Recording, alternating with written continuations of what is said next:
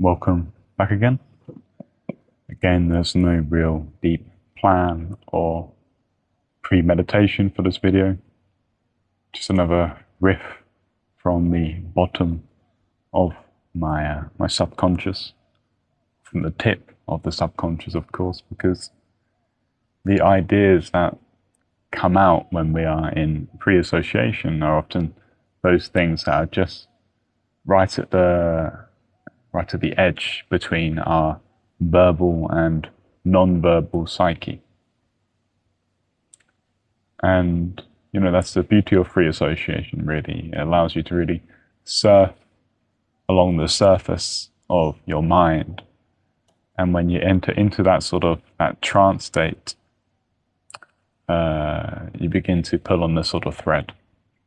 That's essentially what introspection is, or any kind of meditative method for turning one's gaze and attention inwards in this movement of openness, this movement of curiosity for whatever to come, or whatever needs to be expressed or spoken. Because of course the opposite of expression is repression. This state of being whereby we close ourselves off, we do not fully process feelings or emotions, we live in this very rigid and fixed, almost robotic kind of state. Of course, many people exist like this. They exist in this state of constant doing, where their mind has been conditioned into constant activity, into perpetual productivity.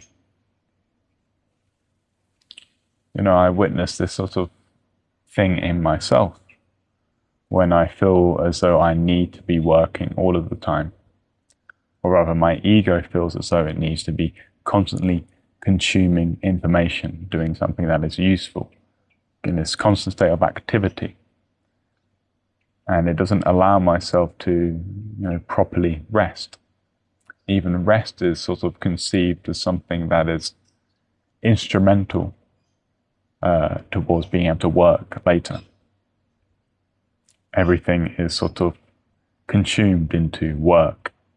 The human is seen solely as a sort of this object of labor. Now, of course, work is important. Work is deeply meaningful and is a part of who we are. But when work comes to define the entirety of our existence, and leisure time and free time is seen as this sort of superfluous and unnecessary thing, something that can just be squeezed and reduced, when our entire existence becomes this anxious loop of working and sleep and then working and sleep, it just leads to this sort of degeneration of our body, our mind, and our spirit. We become so hyper-fixated on money, on survival, and completely unable to rest and enjoy the simple pleasures of life.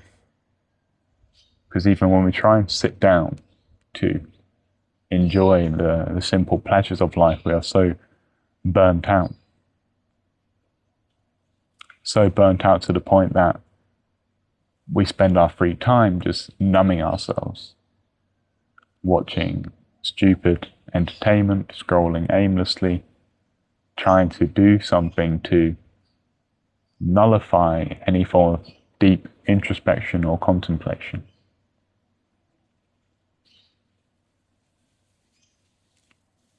Because of course, the moment we begin to introspect, the moment we begin to slow down into this sort of center of stillness, and we start to really examine our life and what we are doing, where we are going, sadly for the majority of people, we encounter deep regrets, a deep dissatisfaction with where we are. And this deep resentment almost. Perhaps we work a job that we do not find fulfilling. Perhaps we're in a relationship that we do not find fulfilling. Perhaps we have these habits and addictions that keep us in this state of feeling trapped. Perhaps we feel like we're living a kind of Groundhog Day. But we do the same thing over and over again. There's no sense of novelty, no sense of evolution. There's this deeply suffocating state of spiritual stagnancy.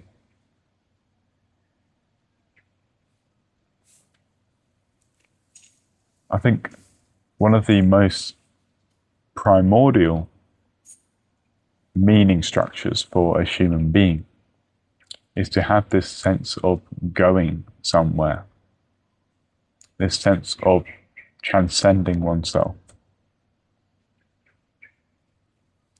Now, of course, many of us like stability. We like to find some kind of safe environment. But we know that if we remain in that safe environment for too long, it atrophies us. It does not foster our growth. It does not foster our realization. Sometimes we have to leave that space of safety for something new and unknown and potentially chaotic, potentially dangerous. Now, of course, this is represented in the hero's journey, of course. The encounter with some kind of dangerous and unknown other, and an encounter that tests oneself. And through that test, you realize yourself, you realize your capacities as a person, and you overcome your inner demons, perhaps. You overcome your fear. But what was fundamentally required for that journey of realization was leaving one's space of safety, leaving one's comfort zone, and being able and willing to confront adversity, to confront difficulty, and to put oneself in unsettling situations.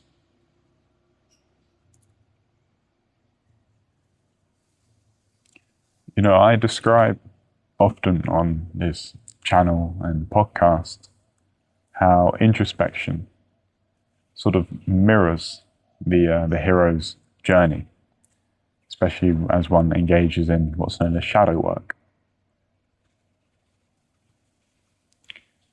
And I'm reminded, for example, of this story of some monk, this head monk in a monastery, who was asking this Western Buddhist or whatever, who had just decided to enter into the monastery. And he asked this person whether he likes suffering.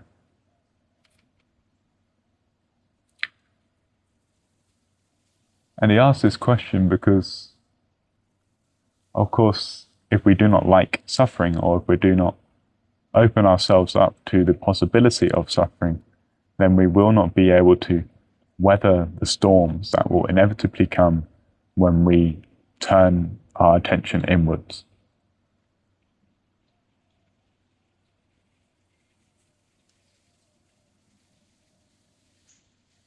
Now, the reason many people do not meditate or spend much time in introspection is because it is difficult.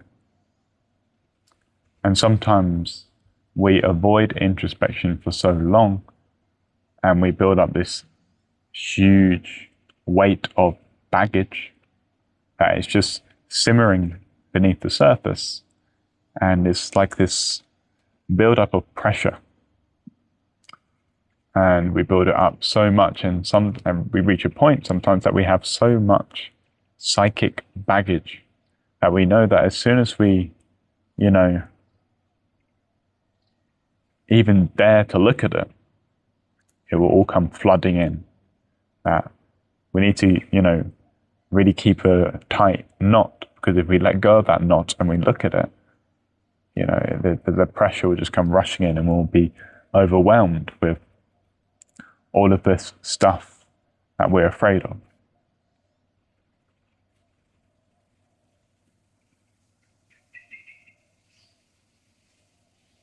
And so the easiest thing we feel in the moment is to ignore it, to ignore dealing with these problems, these patterns,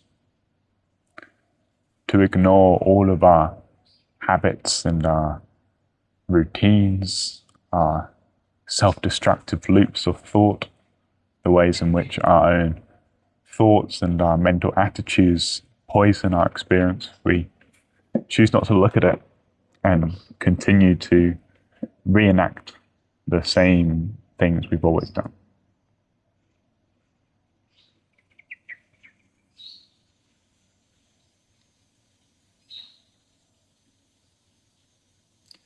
You know, how do we heal? You know, healing is ultimately, I think, at its root, being able to hold the frequency of all that is inside and outside of you, and to hold all of it with this deep sense of openness and a deep sense of curiosity and a willingness to confront and see everything.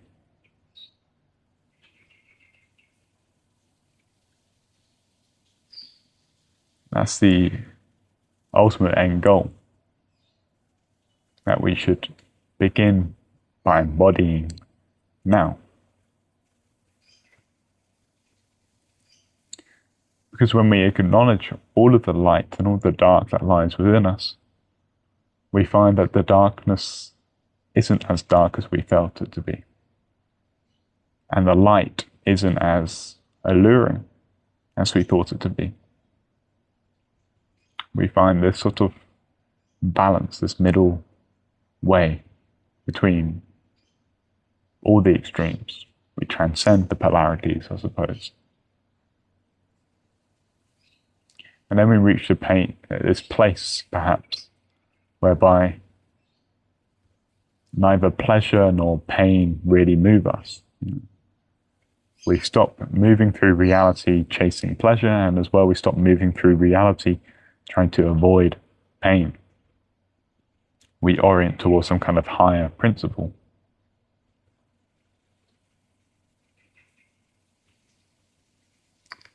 Now, I don't know what that higher principle is. I'm not sure whether my conceptual mind can ever grasp it.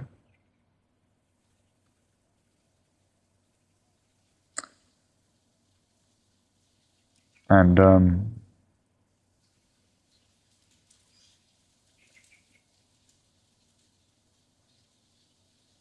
you know, I think sometimes we live trying to find some kind of answer, you know, some kind of reason for why we are here and what we're doing.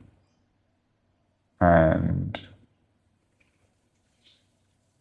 perhaps our intellect wants to find a neat and coherent, logical explanation.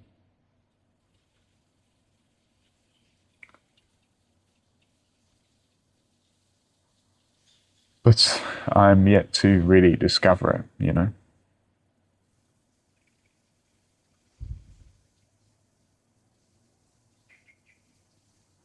And what would discovering a sort of reason for why we're here really do anyway? How would it change the way we live? People say we're here to learn lessons. Who is learning the lessons, you know?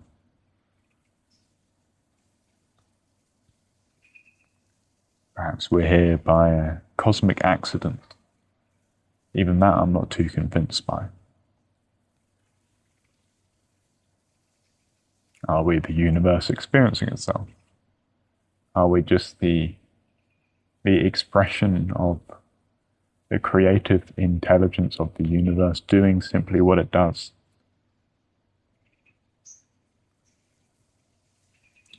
Perhaps we are so close in our human perception, so close to the tapestry of creation, that we only see the patterns that are relevant towards our human observation. We view reality in a very humanly way, in terms of money and jobs and work and trauma and pleasure and fun and pain and suffering. We're so close, zoomed in, and in order to realize the cosmic meaning of everything, we have to zoom out so far beyond what is even conceivable. Perhaps this sort of suggests that meaning behind all of creation and reality is something that we simply cannot conceive of. It's beyond what we can conceive. This is perhaps why mystics and sages say that the real Tao, the eternal Tao, cannot be named, you know.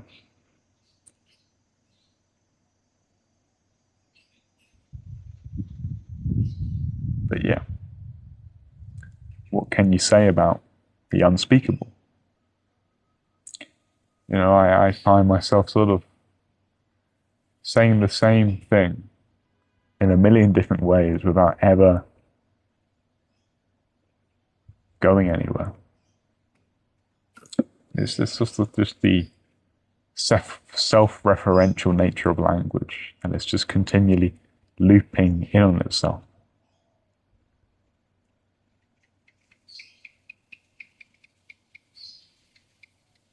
But yeah, I'll leave it at that. A little tangent, perhaps not the most algorithmically engaging content, but regardless, I'll leave it at that. Goodbye, everyone, and adios.